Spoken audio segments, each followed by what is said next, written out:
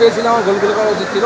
আমার মনে হয় এটার জন্য আসলে সব টিমের প্লেয়াররাই কিন্তু বিদেশি প্লেয়াররা ফরওয়ার্ড লাইনে বেশি খেলে। বিদেশি প্লেয়ারের ম্যাক্সিমাম স্ট্রাইকিং পজিশনে অ্যাটাকিং মিডফিল্ডার এবং রাইট লেফট সাইডে কিন্তু ম্যাক্সিমাম প্লেয়ারই কিন্তু বিদেশি খেলে। এই কারণে আমাদের লোকাল প্লেয়াররা টিমে খেলতে সুযোগ পায় না।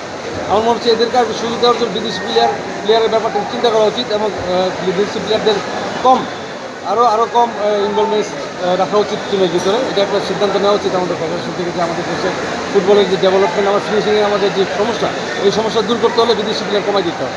আজকে যে দেখলেন যে আপনার মার্কিংয়ে যে ব্যাপারটা, এই মার্কিংয়ে কিন্তু দেখা যাচ্ছে যে পাস দিলে কিন্তু হয়ে যাচ্ছে, বাট এই জায়গাটা কেন এই যে টাইমিংটা হতে পারছে না? টিমের স্টাইল অফ প্লে।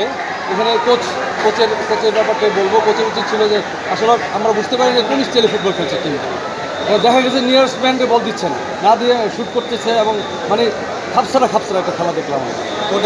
কমিউনিকেশনের টিমের ভিতরে যে কম্বিনেশনের যে একটা ব্যাপার আছে, যে একসাথে সমন্বয়ের ব্যাপার, এই সময় একটু আমরা অবাক ফিল করেছি।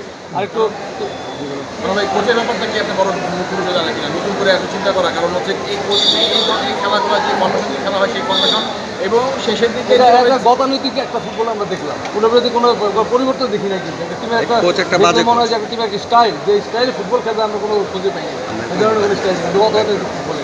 তারপরও যে টিমের ভিতরে যে টিমের যে আন্ডারস্ট্যান্ডিং, সেট পজিশনাল প্লে, এগুলো কিন্তু অনেক আমি দেখছি ব্যর্থ পেয়েছি। আমি মনে করি যে আসলে অনেক দিন তো হয়েছে ওই কোচটা আমরা দেখলাম, এই কোচকে, আর এটা নিয়ে আমরা বোর্ডে কথা বলবো।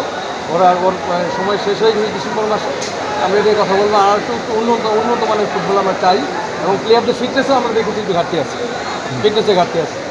থ্যাংক ইউ ভাই, থ্যাংক ইউ।